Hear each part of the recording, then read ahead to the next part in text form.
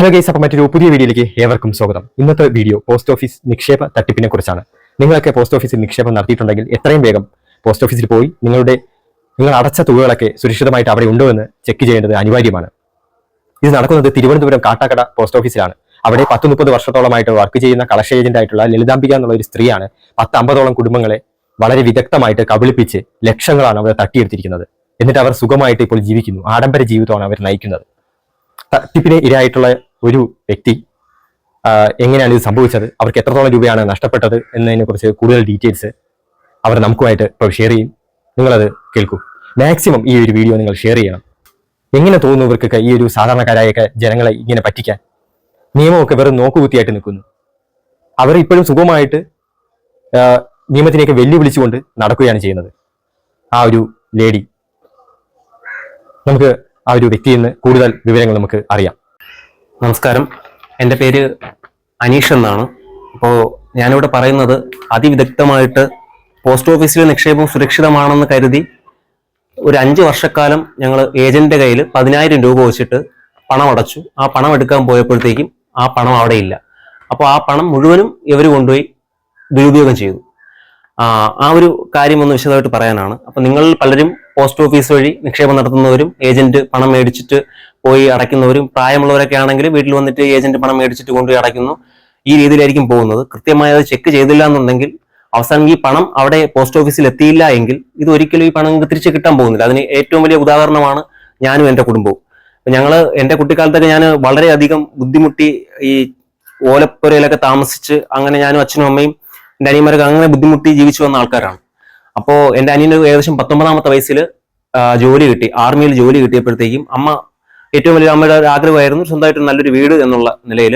അപ്പൊ അവന് കിട്ടുന്ന ആ ശമ്പളത്തിന്റെ മാസം 10,000 രൂപ വെച്ചിട്ട് 2018 മുതൽ തിരുവനന്തപുരം നെരുവാമൂട് നടുക്കാട് സ്വദേശിയായിട്ടുള്ള ലളിതാംബിക എന്ന് പറയുന്ന ഒരു വ്യക്തിയുടെ കയ്യിൽ അവർ പോസ്റ്റ് ഓഫീസ് ഏജന്റ് ആണ്. അപ്പോൾ പണ്ട് മുതലേ ആ നാട്ടിലുള്ള എല്ലാവർക്കും അറിയാം, എല്ലാവരും അവരെ പണം ഏൽപ്പിക്കാറുണ്ട്. 150, 250, 500 എന്നുള്ള തുകയിലൊക്കെ ഇങ്ങനെ പണം എല്ലാവരും ഏൽപ്പിക്കാറുണ്ട്. അവർ കൊണ്ടുപോയിട്ട് അത് അടയ്ക്കും. അവസാനം അത് ഇൻട്രസ്റ്റ് സഹിതം തിരിച്ചെടുത്ത് കൊടുക്കും. അപ്പൊ എന്റെ അമ്മയും അങ്ങനെ കൊടുക്കാറുണ്ടായിരുന്നു. അത് ഒരു സ്കീമാണ്. 5 വർഷത്തെ സ്കീം, 6 വർഷത്തെ സ്കീം. ഇപ്പൊ നമ്മൾ 5 ലക്ഷം രൂപ അടയ്ക്കുമ്പോഴത്തേക്കും 6 ലക്ഷം 7 ലക്ഷം രൂപ തിരിച്ചു കിട്ടും. 2 ലക്ഷം രൂപ എക്സ്ട്രാ അഡീഷണൽ നമുക്ക് 5 വർഷം കൊണ്ട് റിട്ടേൺ കിട്ടും. ഇങ്ങനെയൊക്കെയുള്ള സ്കീമാണ്.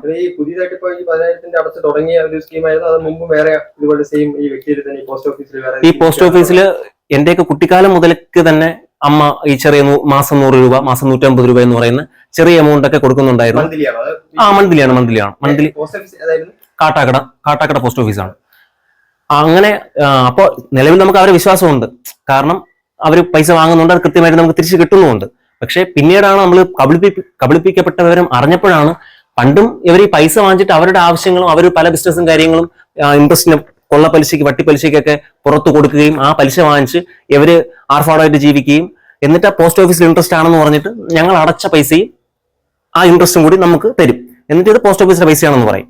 അപ്പോൾ സ്വാഭാവികമായിട്ടും നമുക്ക് കിട്ടേണ്ട പൈസ കിട്ടുന്നത് കൊണ്ടും നമുക്ക് വേറെ നഷ്ടമില്ലാത്തത് കൊണ്ടും നമുക്കിത് അറിയില്ല. നമ്മളിത് ക്രോസ് ചെക്ക് ചെയ്യാനോ പാസ്ബുക്ക് നോക്കാനോ ഒന്നിനും പോയില്ല. എൻ്റെ അമ്മയ്ക്ക് 4ാം ക്ലാസ് വിദ്യാഭ്യാസം മാത്രമേ ഉള്ളൂ. അപ്പൊ അമ്മയ്ക്ക് ഇതിനെപ്പറ്റി കാര്യമായിട്ടൊന്നും അറിയില്ല. ഞങ്ങൾ കുട്ടികളാണ്. ആ സമയത്ത് ഇപ്പൊ ഈ കാര്യങ്ങളൊക്കെ ഇങ്ങനെ നടന്നു പോയിക്കൊണ്ടിരുന്നു.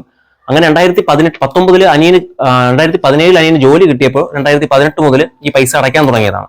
2018 മുതൽ പൈസ അടയ്ക്കാൻ തുടങ്ങിയിട്ട് ഒരു 10,000 രൂപ മാസം അനിയന്റെ ശമ്പളത്തിൽ നിന്ന് ഇത് അടച്ചുകൊണ്ടിരുന്നു. വീട് വയ്ക്കാൻ വേണ്ടിയിട്ടാണ് ഈ കാര്യം ഇങ്ങനെ അടച്ചുകൊണ്ടിരുന്നത്. ഇതിന് പുറമെ അമ്മയുടെ കയ്യിൽ നിന്നുള്ള ചെലവിന്റെ പൈസയും അച്ഛൻ കൊടുക്കുന്നതും വീട്ടു ചെലവിന്റെ പൈസയും എല്ലാം കൂടി ഭയങ്കര ഇത്രയും ദാരിദ്ര്യമൊക്കെ ഉണ്ടായിട്ടും പ്രശ്നങ്ങൾ ഉണ്ടായിട്ടും അമ്മ ഒരു 7,500 രൂപ വെച്ചിട്ട് അമ്മയുടെ പേരിലുള്ള തന്നെ ഒരു 7,500 രൂപ മാസം അടയ്ക്കുന്നുണ്ടായിരുന്നു. അത് അനിയൻ തുടങ്ങുന്നതിന് 1 വർഷം മുമ്പേ ഇത് അമ്മ തുടങ്ങി. അപ്പൊ ഇത് പോസ്റ്റ് ഓഫീസ് എന്ന് പറയുമ്പോഴത്തേക്ക് എല്ലാവരും കേൾക്കുന്ന പോലെ സുരക്ഷിത നിക്ഷേപമാണ്, കൃത്യമായിട്ടുള്ള റിട്ടേൺ കിട്ടും, നമുക്കത് ലാഭമാണെന്നുള്ള ധാരണയിലാണ് നമ്മൾ ചെയ്യുന്നത്. അങ്ങനെ അത് അനിയൻ എപ്പോഴാണ് തുടങ്ങുന്നത് അതിന്റെ 1 വർഷം മുമ്പേ ഇത് അമ്മ അടച്ചുകൊണ്ടിരുന്നു.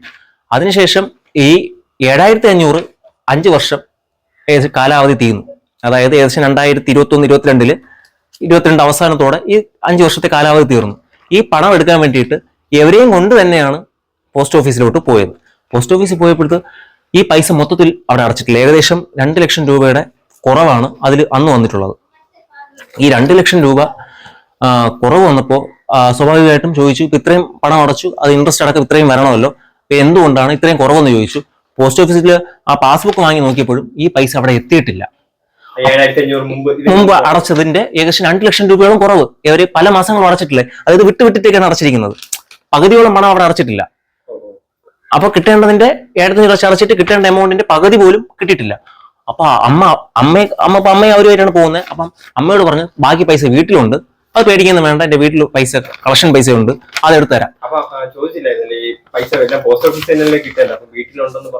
അങ്ങനെ പറഞ്ഞപ്പോ അമ്മ ചോദിച്ചു ഇവിടെ അടയ്ക്കേണ്ട പൈസ എങ്ങനെയാണ് വീട്ടിലെന്ന് ചോദിച്ചപ്പോഴത്തേക്കും അവർ പറഞ്ഞത് ഈ കളക്ഷൻ പൈസ അവിടെയാണ് ഇരിക്കുന്നത്, ചെറിയ അഡ്ജസ്റ്റ്മെന്റ് ആണ്, അത് കുഴപ്പമൊന്നുമില്ല, ധൈര്യമായിട്ട് വന്നാൽ മതി, നമ്മുടെ പേര് ഷീല എന്നാണ്, ഷീല ധൈര്യമായിട്ട് വീട്ടിലോട്ട് വന്നാൽ മതി, എടുത്തു തരാമെന്ന് പറഞ്ഞു. അപ്പോ നമുക്കാർക്കും നമ്മളാരെങ്കിലും കൂടെ ഉണ്ടായിരുന്നെങ്കിൽ അപ്പൊ തന്നെ അവിടെ പോലീസിനെ വിളിക്കുക അല്ലെങ്കിൽ വലിയൊരു പ്രശ്നം ഉണ്ടാക്കുകയോ ചെയ്യായിരുന്നു. ഇതൊന്നും ചെയ്യാൻ പറ്റുന്നില്ല. അമ്മയ്ക്ക് ഇതിനെപ്പറ്റി വലിയ ധാരണ ഇല്ലാത്തതുകൊണ്ടും അമ്മ എന്ത് ചെയ്യണമെന്ന് അമ്മയ്ക്ക് ഒരു ഐഡിയയോ അല്ലെങ്കിൽ ഇനി എന്ത് ചെയ്യണോ, അവർ പൈസ തരാമെന്ന് പറഞ്ഞു. ഈ അടച്ച പൈസ ഏകദേശം പകുതി കിട്ടി, പകുതി ഇവർ അടച്ചിട്ടില്ല. അങ്ങനെ നമ്മളവിടെ പോസ്റ്റ് ഓഫീസിൽ പൈസ തന്നു കഴിഞ്ഞാൽ ഈ പാസ്ബുക്ക് വലിച്ചു കീറി കളയും. അതാണ് നിലവിൽ ചെയ്തുകൊണ്ടിരിക്കുന്നത്. പാസ്ബുക്കിൽ പൈസ കഴിഞ്ഞാൽ ഈ പാസ്ബുക്ക് വലിച്ചു കീറി കളയും. ഈ പാസ്ബുക്ക് അവിടെ വലിച്ചു കീറി കളഞ്ഞു. പകുതി അടച്ച പൈസ പകുതി കിട്ടുകയും ചെയ്തു. അത് കയ്യിൽ വാങ്ങിച്ചു. ബാക്കി പൈസ വീട്ടിലിരിക്കുന്നെന്ന് പറഞ്ഞിട്ട് അമ്മയും കൊണ്ട് വീട്ടിൽ വന്നു. ചേച്ചി പൈസ താന്ന് പറഞ്ഞു. ഇവരുടെ കയ്യിൽ കാശില്ല. അപ്പോ അമ്മയ്ക്ക് സംശയമായി. അപ്പൊ 7,500 പകുതി പൈസ അവിടെ എത്തിയിട്ടുള്ളൂ. ആ 10,000 പാസ്ബുക്ക് തരാൻ പറഞ്ഞു. അപ്പോഴും അവർ വിസമ്മതിക്കുകയാണ്. പാസ്ബുക്ക് തരാൻ പറ്റില്ല, കൃത്യമായിട്ട് അടയ്ക്കുന്നുണ്ട്, പൈസ പിന്നീട് തന്നോളൂ, ഇതിന്റെ പൈസ മാത്രം ചെറിയൊരു പ്രശ്നം വന്നു, ബാക്കി തരാം. അങ്ങനെ അമ്മ അവിടെ കിടന്ന് പ്രശ്നം ഉണ്ടാക്കിയപ്പോഴത്തേക്കും ആ പാസ്ബുക്ക് കൊണ്ടുവന്നു. ആ പാസ്ബുക്ക് കൊണ്ടുവന്നപ്പോൾ നിലവിൽ പാസ്ബുക്കിൽ ഒരു 10 മാസത്തെ പൈസ മാത്രമേ അടച്ചിട്ടുള്ളൂ. ഏകദേശം 50 മാസം കൃത്യമായിട്ട് കൊടുത്തിട്ടുണ്ട്, 10 മാസത്തെ പൈസ മാത്രമേ ഇവരവിടെ അടച്ചിട്ടുള്ളൂ. അങ്ങനെയാണ് അപ്പോഴാണ് അമ്മ ആ പാസ്ബുക്ക് നോക്കുകയും കൃത്യമായിട്ട് പതിക്കാത്തത്, പ്രിന്റ് ചെയ്ത് ഇതിൽ അടച്ച പണം പ്രിന്റ് ചെയ്യാത്തത് അമ്മ ശ്രദ്ധിക്കുകയും ചെയ്യുന്നത്. ഇവര് കളക്ട് ചെയ്യുന്നതിന്റെ അവര് കൈപ്പടയിൽ ഇങ്ങനെ ഈ 10,000 എന്ന് എഴുതി ഒപ്പിട്ട് അതെ, ഈ കാർഡ് പോസ്റ്റ് ഓഫീസിൽ കൊടുക്കുന്ന കാർഡാണ്, അത് മാത്രമേ ഉള്ളൂ. ശരിക്കും പറഞ്ഞാൽ നമ്മളെ റൂൾസ് പ്രകാരം പോസ്റ്റ് ഓഫീസിൽ നിന്ന് അടച്ച ഓരോ മാസവും നമ്മുടെ കയ്യിലാണ് ഇപ്പോൾ പാസ്ബുക്ക് ഇരിക്കേണ്ടത്. അങ്ങനെ ഇത് വലിയ പ്രശ്നമായി. ഞങ്ങൾ സ്റ്റേഷനിൽ കേസ് കൊടുത്തു. അങ്ങനെ തുടർന്ന് വലിയ പ്രശ്നമായപ്പോൾ അപ്പോഴാണ് അറിയുന്നത് നമ്മുടെ ചുറ്റുപാടുള്ളതിൽ തന്നെ ഏകദേശം 20-ലധികം വീട്ടുകാരെ പാവപ്പെട്ട, അതായത് നമ്മളിപ്പോ വീട് വയ്ക്കാൻ വേണ്ടി ഒരു 10,000 പിന്നെ 7,500 അങ്ങനെ ഒരു വലിയ എമൗണ്ട് അടച്ചു. 500, 1000, 1,500 എന്നൊക്കെ പറഞ്ഞിട്ട് ചെറിയ എമൗണ്ട് അടയ്ക്കുന്ന കൂലിപ്പണിക്ക് പോകുന്ന സാധാരണക്കാര്, മലക്കറി വിൽക്കുന്ന അമ്മച്ചിമാര്, തുണി ഈ അലക്കാൻ പോകുന്ന മറ്റുള്ള തുണി കഴുകി അങ്ങനെ ജീവിക്കുന്നതിന്റെ അടുത്തുള്ള ഒരു പാവം അവരുടെ കൊച്ചുമോളുടെ കല്യാണത്തിന് വേണ്ടിയിട്ട് അവർ അങ്ങനെ 1 ലക്ഷം, 2 ലക്ഷം, 1.5 ലക്ഷം എന്നൊക്കെ പറഞ്ഞിട്ട് ഇങ്ങനെയുള്ള എമൗണ്ട് ഏകദേശം 20-ലധികം പേരെ ഇവർ പറ്റിച്ചിട്ടുണ്ട്. അതെ, ഇത് എനിക്ക് മാത്രം, എനിക്കും എന്റെ കുടുംബത്തിന് മാത്രം അറിയാവുന്ന ആൾക്കാരിൽ മാത്രം 20-ലധികം ഉണ്ട്. ഒരു 2 മണിക്കൂർ ഇവരുടെ വീടിന്റെ ഫ്രണ്ട് ചെന്ന് കഴിഞ്ഞാൽ അവിടെ ഒരു വഴക്ക് കേൾക്കാം. ഇവരെ പറ്റിച്ചിട്ടുള്ള ആരെങ്കിലും ഇന്ന ഡേറ്റ് കൊടുക്കാന്ന് പറഞ്ഞ് അവിടെ ഒന്ന് പ്രശ്നം ഉണ്ടാക്കുന്നതാണ്. മറ്റുള്ള ആൾക്കാർ ഇപ്പം കേസ് കൊടുക്കുകയോ അല്ലെങ്കിൽ പോസ്റ്റ് ഓഫീസിന്റെ ഭാഗത്തുനിന്ന് പോസ്റ്റ് മാസ്റ്ററും ബാക്കി ആൾക്കാരൊക്കെ ഉണ്ടല്ലോ, അവരുടെ ഭാഗത്തുനിന്ന് എന്തായിരുന്നു? സ്വാഭാവികമായിട്ടും എല്ലാവരും ഒരു പ്രശ്നം ഉണ്ടാകുമ്പോഴത്തേക്കും സാധാരണക്കാർ ചിന്തിക്കുന്നത് പോലീസ് സ്റ്റേഷനിൽ കേസ് കൊടുക്കുക. എല്ലാവരും പോലീസ് സ്റ്റേഷനിൽ കേസ് കൊടുത്തു, ഞങ്ങളും കൊടുത്തു. അപ്പൊ സ്റ്റേഷനിൽ വിളിച്ചിട്ട് SIക്ക് ചെയ്യാൻ പറ്റുന്നതിനും ഒരു സ്റ്റേഷനിൽ ചെയ്യാൻ പറ്റുന്നതിനും കുറെ പരിമിതികളുണ്ട്. അവർ SI വിളിച്ചിട്ട് പേടിപ്പിച്ചു, നിങ്ങൾ കാശ് കൊടുക്കണം, നിങ്ങൾ എന്താണ് കാണിക്കുന്നതെന്നൊക്കെ പറഞ്ഞിട്ട് SI ഒന്ന് പേടിപ്പിച്ചു, സ്റ്റേഷനിൽ കുറച്ചു നേരം പിടിച്ചിരുത്തി, എന്നിട്ട് അവർ വിട്ടു. അതിനപ്പുറം അവർക്കൊന്നും ചെയ്യാൻ പറ്റില്ല എന്നാണ് സ്റ്റേഷനിൽ നിന്ന് അറിയിച്ചത്. ഈ പൈസ കളക്ട് ചെയ്തോണ്ടിരുന്ന ആ ഒരു ലേഡി എന്താ അവര് സമ്മതിച്ചായിരുന്നു? അപ്പൊ അവര് സമ്മതിച്ചു.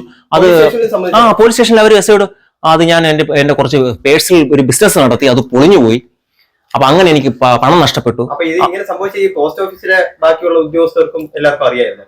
ഇത് ഞങ്ങൾ ഈ ഒരു പൈസ അടച്ചിട്ടില്ല, നമ്മളിങ്ങനെ അടച്ചുകൊണ്ടിരുന്ന പൈസ ഇവിടെ എത്തിയിട്ടില്ല എന്ന് പറഞ്ഞിട്ട് പോസ്റ്റ് ഓഫീസ് അവിടെ കൊണ്ടുപോയിട്ട് നമ്മൾ എല്ലാവർക്കും, ഇതിന്റെ ഹെഡിനും എല്ലാവർക്കും കംപ്ലൈന്റ് കൊടുത്തു. ഇവരെ വഞ്ചിയൂര് ഒരു ഓഫീസിൽ നിന്നാണ് ഇവരെ നിയമിക്കുന്നത്. അവിടെ കൊണ്ട് ഇവരെ നിയമിക്കുന്ന ഒരു ഓഫീസുണ്ട്, അവിടെയും കൊണ്ട് പരാതി കൊടുത്തു. അവസാനം ആകെ ചെയ്തത് ഇവരെ ഡിസ്മിസ് ചെയ്തു. ഇവരുടെ ആ ഒരു ജോലിയിൽ നിന്ന് അവരെ പറഞ്ഞു വിട്ടു. അതുകൊണ്ട് നമുക്ക് യാതൊരു പ്രയോജനവുമില്ല. കാരണം ഇവരെ കേസായി, സ്റ്റേഷനിൽ കേസായി, അവിടെ കേസ്, പോസ്റ്റ് ഓഫീസിൽ കേസായി. ഇവർ നിയമിക്കുന്ന കളക്ടർ നേരിട്ടാണ് ഇവരെ നിയമിക്കുന്നത്. അങ്ങനെ അവിടെ കൊണ്ട് പരാതി കൊടുത്തു. കളക്ടർക്ക് അവർ റിപ്പോർട്ട് അയച്ചു. കളക്ടർ ഓഫീസിൽ നിന്നാണ്, കളക്ടറാണ് ഇവരെ റിക്രൂട്ട് ചെയ്യുന്നത്, കളക്ടർ ഓഫീസിൽ നിന്നാണ്. പക്ഷെ ഇതെല്ലാം കഴിഞ്ഞിട്ടും ഇവരെ പറഞ്ഞു വിട്ടത് കൊണ്ട് മാത്രം അവർ പറയുന്നു, അവരെ പറഞ്ഞു വിട്ടു, ഇനി നിങ്ങൾ നിയമപരമായിട്ട് എന്താണ് ചെയ്യേണ്ടത് എന്ന് പറഞ്ഞ് അത് നിങ്ങൾ നോക്കിക്കൊള്ളുക. അവർക്കിപ്പോ ഈ അടയ്ക്കാത്ത പണം പോസ്റ്റ് ഓഫീസിൽ നിന്ന് അവർക്ക് തരാൻ നിർവാഹമില്ല. ഇരുന്നിപ്പം 10-25 വർഷം എനിക്ക് തോന്നുന്നു അതിൽ കൂടുതൽ ഇവര് വർക്ക് ചെയ്ത് കാണാം. അപ്പൊ വേറെ PF അതുപോലെ ഇവര് ഫണ്ട് അങ്ങനെ അന്വേഷിച്ചു. അത് ഏകദേശം ഒരു 60,000 70,000 രൂപ മാത്രമേ നീക്കിയിരിപ്പുള്ളൂ. അതായത് ഇവരെ കയ്യിൽ നിന്ന് ക്ഷേമനിധിയോ അങ്ങനെ എന്തൊക്കെ പിടിക്കുന്ന കുറച്ച് കാശ് 70,000 രൂപ മാത്രമേ ഉള്ളൂ. അതിൽ കൂടുതലൊന്നുമില്ല, തുച്ഛമായിട്ടുള്ള പൈസയേ ഉള്ളൂ. അപ്പൊ അതുകൊണ്ട് മാത്രം ഇത്രയും പരാതിക്കാരുള്ളത് കൊണ്ടും ഈ 70,000 രൂപ കൊണ്ട് ആരുടെയും പ്രശ്നം തീർക്കാൻ പറ്റില്ല. അപ്പൊ അതുകൊണ്ട് അത് മാത്രമല്ല, ഈ 70,000 ഇനി നമുക്ക് തന്നു കഴിഞ്ഞാൽ ബാക്കിയുള്ളവർക്ക് ചെറിയ എമൗണ്ട് ആണെങ്കിൽ അവർ അടച്ചതാണല്ലോ. അപ്പൊ 70,000 രൂപ എന്റെ അറിവിൽ തന്നെ എത്ര പേർക്ക് വിധിക്കും? എല്ലാവരെയും ലക്ഷക്കണക്കിന് രൂപയാണ് പറ്റിച്ചിട്ടിരിക്കുന്നത്. അപ്പോൾ ഈ 70,000 രൂപ വെച്ചിട്ട് ഒന്നും ചെയ്യാൻ പറ്റാത്തത് കൊണ്ടും ഇപ്പൊ നിലവില് അവസാനം ഒരു വഴിയില്ല. സ്റ്റേഷനിൽ പോയി അവരെ നമ്മൾ കാണേണ്ടവരെല്ലാം കണ്ടു, പരാതി കൊടുക്കേണ്ടതൊക്കെ കൊടുത്തു, വർഷങ്ങൾ നീണ്ടുപോയിക്കൊണ്ടിരിക്കുന്നു. അപ്പൊ ഇവരിപ്പോ പറയുന്നത് കേസ് കൊടുത്തിരുന്നാലും ഒരു ഇതുമില്ല, ഇതിന് കേസ് നിലനിൽക്കില്ല, തല്ലി മേടിച്ചോളൂ എന്നൊക്കെ പറഞ്ഞിട്ട് ഇവർ ഭീഷണിപ്പെടുത്തുകയാണ്. അവരെ ഒന്നും ചെയ്യാൻ പറ്റില്ല, കോൺഫിഡൻസ് ആയി. അപ്പൊ ഞാൻ ആലോചിക്കണം, നമ്മുടെ നിയമ സംവിധാനം നമ്മളിപ്പോ അപ്പൊ അങ്ങനെയാണെങ്കിൽ എനിക്ക് ആരെയും പറ്റിക്കാമല്ലോ, എനിക്ക് ആരെയും എവിടെന്നെങ്കിലും മോഷ്ടിച്ചിട്ടോ എനിക്ക് എന്തുവേണം ചെയ്യാലോ. ഇപ്പൊ ഇത്രയും ഞാൻ നിങ്ങളെ പറ്റിച്ചു എന്ന് അവർ തുറന്ന് പറയുകയാണ്. ഇവര് സ്റ്റേഷനിൽ വന്ന് പറയുന്നു, എല്ലാ അധികാരികളും എല്ലാ ഓഫീസർമാരുടെ മുന്നിൽ വന്നിട്ട് തുറന്നു പറയുകയാണ്, അതെ ഞാൻ 6 ലക്ഷം രൂപ വരെ പറ്റിച്ചു, ഞാൻ അവരെയും പറ്റിച്ചു, എനിക്ക് സൗകര്യമുള്ളപ്പോൾ കൊടുക്കും എന്നുള്ള ആറ്റിറ്റ്യൂഡിലാണ് നിങ്ങൾക്ക് എന്ത് ചെയ്യാൻ പറ്റും എന്നാണ് അവർ ചോദിക്കുന്നത്. നിങ്ങൾക്ക് എന്ത് ചെയ്യാൻ പറ്റും? ഞാൻ ഒരു ബിസിനസ് നടത്തി പൊളിഞ്ഞു, പൈസ കിട്ടുമ്പോൾ കൊടുക്കും. അപ്പൊ അവർ നിങ്ങൾക്ക് കിട്ടുമ്പോഴല്ല, അവർ അടച്ച പൈസ നിങ്ങൾക്ക് കിട്ടുമ്പോഴല്ലോ കൊടുക്കേണ്ടത്, കിട്ടുമ്പോഴല്ലേ കൊടുക്കാൻ പറ്റൂ, ഇല്ലാത്ത പണം ഞാൻ എവിടെ നിന്നുണ്ടാക്കും എന്ന് പറഞ്ഞിട്ട് ഇവർ കൂളായിട്ട് ഇറങ്ങി പോവുകയാണ്. ഇവർക്ക് അവസാനം നമ്മൾ പോലീസ് സ്റ്റേഷനിൽ നിയമപരമായിട്ടൊന്നും ചെയ്യാൻ പറ്റില്ല എന്ന് പറഞ്ഞപ്പോൾ കോടതിയിൽ കേസ് പോകുമെന്ന് പറഞ്ഞപ്പോൾ അവർ പറഞ്ഞത് വക്കീലിനും കോടതിയിലും കുറെ പൈസ അവിടെയും കൂടി കുറെ കാശ് ചെലവാകുമ്പോൾ നിങ്ങൾ പഠിക്കും, കൊണ്ട് ധൈര്യമായിട്ട് പൊക്കോ എന്ന് പറഞ്ഞിട്ട് ഞങ്ങൾ നോക്കി വെല്ലുവിളിക്കുകയാണ് ചെയ്തത്. അപ്പോൾ തീർത്തും പണവും നഷ്ടമായി, എന്നിട്ടും അവരുടെ ഈ ദാർഷ്ട്യത്തോടുള്ള പെരുമാറ്റവും കൂടി നമുക്ക് ഒട്ടും സഹിക്കാൻ പറ്റിയില്ല. ഇത് അങ്ങനെ അറ്റാച്ച് ചെയ്യാൻ വേണ്ടിയിട്ടുള്ളൊരു രീതി പോസ്റ്റ് ഓഫീസിൽ നമ്മൾ അങ്ങനെ ആ ഒരു രീതിയിലോട്ട് പോയി. പക്ഷെ ഇവര് 2015-16 തന്നെ ഇവരുടെ പ്രോപ്പർട്ടി മുഴുവനും 3 മക്കളാണ് അവർക്ക് മൊത്തത്തിൽ എല്ലാവരുടെയും പേരിൽ എഴുതി വെച്ചു. പ്ലാൻ ചെയ്തിട്ടായിരുന്നു. പ്ലാൻ ചെയ്തിട്ടായിരുന്നു. അതായത് ആദ്യമൊക്കെ അവർ മാനമര്യാദയ്ക്ക് ജോലി ചെയ്തു പോയി. അവസാന സമയത്ത് ഇവര് റിട്ടയർഡ് ആവുന്ന സമയത്തോ അല്ലെങ്കിൽ ഇനി ജോലി അവസാനിപ്പിക്കാമെന്നുള്ള ഒരു സമയത്തോ എല്ലാവരെയും കൂടി നല്ല രീതിയിൽ അങ്ങ് പറ്റിക്കുക.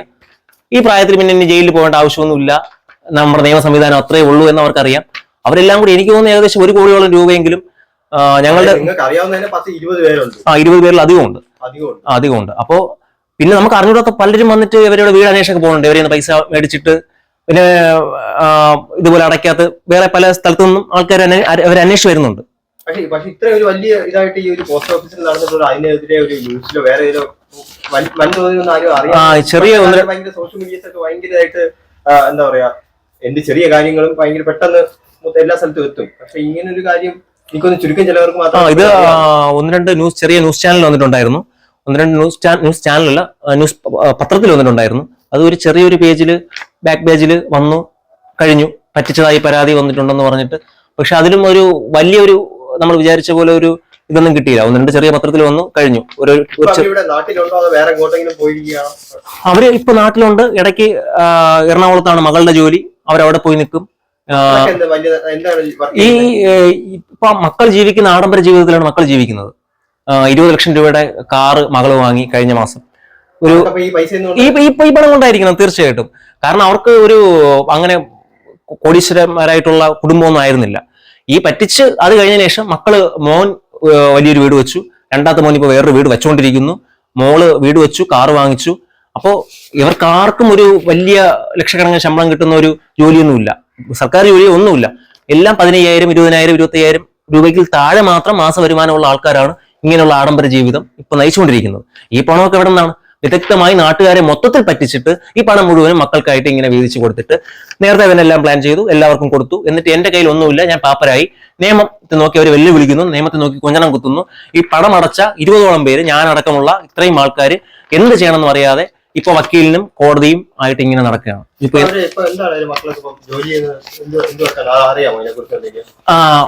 ഒരു മോള് എറണാകുളം കോടതിയിൽ ക്ലർക്കായിട്ട് ജോലി ചെയ്യുന്നു. ഒരു 3-4 വർഷത്തോളമായി.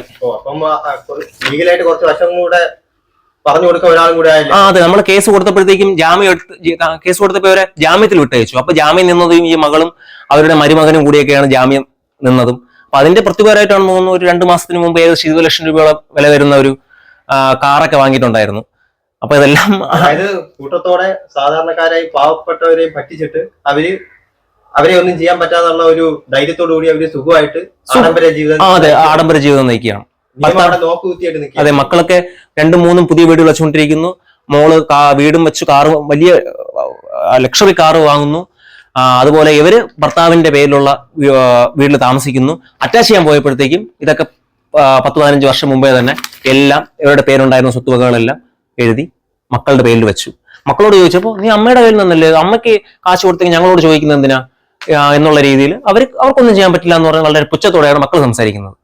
നിങ്ങളുടെ അമ്മ ഇത്രയും നാട്ടുകാരെ മുഴുവൻ പറ്റിച്ചെന്ന് പറഞ്ഞപ്പോൾ നിങ്ങൾക്കൊന്നും അതൊന്നും അറിയേണ്ട കാര്യമില്ല എന്നുള്ള രീതിയിലാണ് മക്കൾ സംസാരിക്കുന്നത്. അപ്പൊ യാതൊരു നീതിയും കിട്ടിയില്ല എന്നുള്ളതാണ് എനിക്ക് ഏറ്റവും കൂടുതൽ. കാരണം നമ്മുടെ നിയമ സംവിധാനം ഇത്രയും അതമ്പതിച്ചോ? കാരണം പോസ്റ്റ് ഓഫീസ് പോലെ സർക്കാരിലോട്ട് അയച്ച പൈസ സർക്കാരിന്റെ ഏജന്റ് കൃത്യമായി ജോലി ചെയ്യാതെ അവര് അത് കൊണ്ടുപോയി ഞങ്ങളെല്ലാവരും ഈ നാട്ടുകാരെ മുഴുവനും പറ്റിച്ചിട്ട് വളരെ സാധുക്കളായിട്ടുള്ള ആൾക്കാരെ പറ്റിച്ചിട്ട് അവരിപ്പോ ആഡംബര ജീവിതം നയിക്കുന്നു. ഈ പൈസ അടച്ച ഒരു കൂട്ടം ആൾക്കാർ മണ്ടന്മാരായിട്ട് തെരുവിൽ നിൽക്കുന്ന കാഴ്ചയാണ് ഇപ്പോൾ നിലവിലുള്ളത്. ഇതിനെതിരെ എന്ത് ചെയ്യാൻ പറ്റുമെന്ന് ഇത് ഞാനിപ്പോ ഇവിടെ പറയുന്നതിന്റെ കാരണം പോസ്റ്റ് ഓഫീസിൽ ഈ വീഡിയോ ആരെങ്കിലും ഒക്കെ കാണുന്നുണ്ടെങ്കിൽ പോസ്റ്റ് ഓഫീസിൽ പണം അടയ്ക്കുന്ന ഒത്തിരി പേരുണ്ടാവുമല്ലോ. അതിൽ നിങ്ങൾ കൃത്യമായിട്ട് ഈ പാസ്ബുക്കിൽ പണം അടച്ചിട്ടുണ്ടോ, ഇതിൽ പ്രിന്റ് ചെയ്തിട്ടുണ്ടോ, ഓരോ മാസവും പണം അടച്ചതിന് ശേഷം ഈ റെസിപ്റ്റ് മാത്രം വാങ്ങിയാൽ പോരാ, ഈ ഇതില് പാസ്ബുക്കിനകത്ത് നിങ്ങൾ അടച്ച തുക ഡേറ്റ് സഹിതം അതിനകത്ത് പ്രിന്റ് ചെയ്തിട്ടുണ്ടോ എന്ന് നോക്കണം. നിങ്ങളുടെ ഫോണിൽ മെസ്സേജ് വരാനുള്ള ടെക്നോളജി ഒക്കെ ഇപ്പോൾ ഉണ്ട്. കൃത്യമായിട്ട് അന്ന് കുറച്ച് വർഷങ്ങൾക്ക് ഇങ്ങനെ അമ്മയുടെ ഫോണൊന്നുമില്ല, അപ്പൊ മെസ്സേജിങ് അങ്ങനെ കാര്യങ്ങളൊന്നുമില്ല. അപ്പൊ ഇപ്പൊ അങ്ങനെയല്ല. അതുകൊണ്ട് ഒരുപാട് കേസുകൾ ഇങ്ങനെ നടക്കുന്നുണ്ട്. അപ്പൊ പക്ഷെ ഈ സമയത്ത് ചിലർ ചോദിക്കും ഇപ്പൊ പാസ്ബുക്ക് എല്ലാം ക്രോസ് ചെക്ക് ചെയ്യേണ്ടത് പൈസ അടയ്ക്കുന്ന ഓരോരുത്തരുടെ ഉത്തരവാദിത്വം ആണല്ലോ എന്ന്. പക്ഷെ അതിപ്പോ ഒരാളെ മിസ്റ്റേക്ക് എന്ന് ഇപ്പൊ വെച്ചാൽ തന്നെ ഇവര് ഒരാളെ ഒന്നുമല്ല പറ്റിച്ചിട്ടുണ്ട്. 10 നിങ്ങൾക്കറിയാവുന്ന 20 എനിക്കൊന്ന് 10-50 പേരെങ്കിലും ഇവര് പറ്റിച്ചായിരിക്കും. അവർ അത്രത്തോളം വിദഗ്ധമായിട്ടാണ് അങ്ങനെ നോക്കാതിരിക്കത്തക്ക രീതിയിൽ അവർ ഹാൻഡിൽ ചെയ്ത് അത്രയും പേരെ.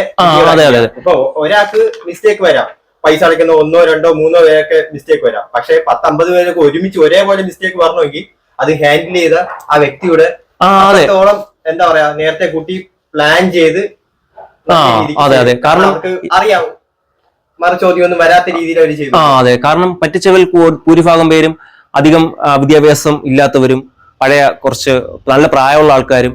കാരണം ഇതൊന്നും നോക്കി ക്രോസ് ചെക്ക് ചെയ്ത് നടന്ന് എന്ത് അടയ്ക്കാത്ത എന്നുള്ള ഒരു രീതിയിൽ ചോദ്യം വരാത്ത ആൾക്കാരെയാണ് ഇവർ ഏറ്റവും കൂടുതൽ അങ്ങനെയുള്ളവരെ ആണ് കൂടുതൽ ആൾക്കാർ പറ്റിച്ചിരിക്കുന്നത്. കാരണം ഈ അമ്മയ്ക്കും ഈ പാസ്ബുക്ക് വാങ്ങി നോക്കിയിട്ട് ഇപ്പൊ ഞങ്ങൾക്കറിയില്ല ഇപ്പം ഇത് അമ്മ ഒരു സംശയമില്ല. കാരണം പണ്ടൊക്കെ ക്ലിയർ ആയിട്ട് ഈ കാര്യങ്ങൾ പോയതുകൊണ്ട് ഇപ്പൊ അമ്മയ്ക്ക് സംശയമില്ലാത്തതുകൊണ്ടും അമ്മയും പറ്റിച്ചു. അമ്മയ്ക്ക് ഈ കാര്യങ്ങളും വലിയ ഇതില്ല. കാരണം മുമ്പ് ഇപ്പോ 10,000 രൂപ അടയ്ക്കുമ്പോൾ 15,000 രൂപയായിട്ട് കിട്ടി, അല്ലെങ്കിൽ 50,000 അടച്ച് 60,000 രൂപയായിട്ട് കിട്ടി. എന്തുകൊണ്ടും ഇത് ലാഭമാണ്. അത് ഒരിക്കൽ കിട്ടിയത് കൊണ്ട് ഈ വലിയ എമൗണ്ട് ഇങ്ങനെ അടച്ചുകൊണ്ടിരുന്നു. അപ്പൊ അതുകൊണ്ട് ഇനി അടയ്ക്കുന്ന എല്ലാവരും കൃത്യമായിട്ട് ഏജന്റിനെ നിങ്ങൾ കണ്ണടച്ച് വിശ്വസിക്കരുത്. ഞങ്ങളെ വീടിന്റെ 100 മീറ്റർ അപ്പുറത്തുള്ള വെറും 100 മീറ്റർ അപ്പുറത്ത് താമസിക്കുന്ന ഒരു വൃത്തികെട്ട എന്ന് പറഞ്ഞു കഴിഞ്ഞാൽ അത്രയും വൃത്തികെട്ട ഒരു സ്ത്രീയാണ് ഞങ്ങളെ ഇങ്ങനെ പറ്റിച്ചിരിക്കുന്നത്. അത് എല്ലാം ഇങ്ങനെ അതൊക്കെ മക്കൾക്ക് കൊടുത്തിട്ട് മക്കൾ സന്തോഷമായിട്ട് ജീവിക്കുന്നത് എന്താണ്? ഇങ്ങനെയാണോ മക്കൾക്ക് നാട്ടുകാരെ മൊത്തത്തിൽ പറ്റിച്ചിട്ടാണോ മക്കൾക്ക് കൊടുക്കേണ്ടത്? അത്രയും ലളിതാംബിക എന്നാണ് പേര്. നരുവാമൂട് നടുക്കാട് എന്ന് പറയുന്ന സ്ഥലത്ത് ആണ് ഈ സ്ത്രീയുടെ സ്വദേശം. അതുകൊണ്ട് കൃത്യമായിട്ട് നിങ്ങൾ എല്ലാവരും നിങ്ങളുടെ നാട്ടിൽ നിങ്ങൾ പോസ്റ്റ് ഓഫീസിൽ നിക്ഷേപിക്കുകയാണെങ്കിൽ ഇത് കൃത്യമായിട്ട് പരിശോധിക്കണം. കുറച്ച് നാൾ മുമ്പ് വന്നിരുന്നു ഇതുപോലെ പോസ്റ്റ് ഓഫീസിൽ നിന്ന് പണം നിക്ഷേപിച്ചിട്ട് ആ ഏജന്റ് മരിച്ചുപോയി എന്നൊക്കെ. അപ്പൊ ഇത് ആദ്യത്തെ സംഭവമൊന്നുമല്ല, ഇത് പലപ്പോഴും ഇങ്ങനെ നടക്കുന്നുണ്ട്. അതുകൊണ്ട് നിങ്ങൾ ഓരോരുത്തരും ശ്രദ്ധിക്കണം. കോട്ടയത്തായിരുന്നു. കേരളത്തിന്റെ പല ഭാഗങ്ങളിലും ഇതൊരു എന്താ പറയാ പൈസ തട്ടാനുള്ള ഒരു വഴിയായിട്ട് പല ഏജന്റുമാരും ഉപയോഗിക്കുന്നുണ്ട്. അതെ, പക്ഷെ നിയമം അതിനൊക്കെ കണ്ണടച്ച് അങ്ങ് വിടുകയും ഇവര് ഏറ്റവും കൂടുതൽ പറ്റിക്കപ്പെടുത്തുന്നത് സാധാരണക്കാരായിട്ടുള്ള ആൾക്കാർ. തീരെ നിവൃത്തിയില്ലാത്ത 3 നേരം ഭക്ഷണം കഴിക്കാൻ പോലും നിവൃത്തിയില്ലാത്ത സാധാരണപ്പെട്ട ആൾക്കാരെ ആണ് ഇവർ കൂടുതലും പറ്റിച്ചിരിക്കുന്നത്. അപ്പോ ഇതില് പറ്റിച്ച് അപ്പൊ ഞാൻ ആലോചിക്കുന്നു. അപ്പൊ ഞാൻ പോയി ഇപ്പൊ ഒരു ഏജന്റ് ആയിട്ട് ഞാൻ വർക്ക് ചെയ്തിട്ട് ഞാനൊരു 2-3 കോടി രൂപ എല്ലാവരും കൂടി പറ്റിച്ചിട്ട് ഞാൻ പോയിരുന്നാലും കേസ് അതിന്റെ വഴിക്ക് നടക്കും, എനിക്ക് സുഖമായിട്ട് ഇങ്ങനെ നടക്കാം. അപ്പൊ അത്രേ ഉള്ളൂ. ഇവരും അതാണ് പറയുന്നത്, എന്നെ നിയമത്തിനൊന്നും ചെയ്യാൻ പറ്റില്ല, കോടതിയിൽ കയറി കുറെ കാശ് കളയുമ്പോൾ നിങ്ങൾക്ക് മതിയാവും, എന്നെ ശിക്ഷിക്കാൻ പറ്റില്ല. ഇപ്പൊ ഞങ്ങൾ വക്കീലിനെ വെച്ചിട്ട് ഒരു 6 മാസം കേസ് നടക്കുന്നുണ്ട്. ഇപ്പൊ വക്കീലിന് കാശ് കൊടുത്തുകൊണ്ടിരിക്കുന്നു, കേസിന്റെ പുറകെ നടക്കുകയാണ്. അപ്പോൾ എനിക്ക് ഏറ്റവും വലിയ കാശ് എന്ന് പറഞ്ഞാൽ ഈ കാശ് കിട്ടുകയോ എന്നുള്ളതല്ല, കിട്ടുകയോ ഇല്ലാതിരിക്കുകയോ ഇവരെ കോടതി കയറ്റി ഇവരെ കുറച്ച് നാളെങ്കിലും ഇവർ ഇത്രയും വലിയ ഒരു പാതകം ചെയ്തതിന് കുറച്ച് വർഷമെങ്കിലും ഇവരെ ജയിലിനകത്തെങ്കിലും വിടാൻ നമ്മുടെ നിയമത്തിന് കാശ് ഇനിയിപ്പോ സർക്കാർ തരികയോ അല്ലെങ്കിൽ ഗവൺമെന്റ് തരികയോ എന്നുള്ള എനിക്ക് എന്താണെന്ന് അറിയില്ല. പക്ഷേ കുറച്ചൊരു 5-6 വർഷമെങ്കിലും ഇവരെ അകത്തെങ്കിലും വിടണം. കാരണം ഇത്രയും വർഷം ഇത്ര ആൾക്കാരുടെ കണ്ണുനീര്, ഇത്രയും ആൾക്കാരുടെ ബുദ്ധിമുട്ട്, ഇത്രയും ആൾക്കാരുടെ പണം അപകരിച്ചതിന് ഇവർ അത്രയെങ്കിലും അനുഭവിച്ച് ഇവര് ജയിലിനകത്തെങ്കിലും കുറച്ചു നാള് കിടക്കണം എന്നുള്ളൊരു ആഗ്രഹം എനിക്കിപ്പോൾ ബാക്കിയുണ്ട്. അപ്പൊ അതിനുവേണ്ടി ഞങ്ങൾ നിയമ പോരാട്ടത്തിന് തന്നെയാണ് പോയിക്കൊണ്ടിരിക്കുന്നത്. സാധാരണക്കാരുടെ പോസ്റ്റ് ഓഫീസിന്മേലുള്ള ഒരു വിശ്വാസം തകർന്നുകൊണ്ടിരിക്കുന്ന ഒരു കാര്യമാണ് ഇപ്പോൾ നടന്നുകൊണ്ടിരിക്കുന്നത്. നിയമം ഈ ഒരു തട്ടിപ്പിനെതിരെ വെറും നോക്കുകുത്തിയായിട്ട് മാത്രം നിൽക്കുകയും ചെയ്യുന്നു.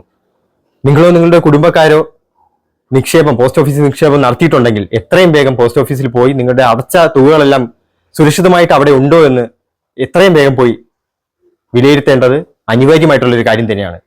ഇത്രയൊക്കെ ഒരു വലിയ തട്ടിപ്പ് നടന്നിട്ടും മറ്റുള്ള മീഡിയയോ പത്രങ്ങളോ വലിയ രീതിയിൽ കൊട്ടി ആഘോഷിക്കുകയോ ഒന്നും തന്നെ ചെയ്തിട്ടില്ല. ഇത് വല്ലാത്തൊരു അവസ്ഥ തന്നെയാണ് കേട്ടോ ഇത്.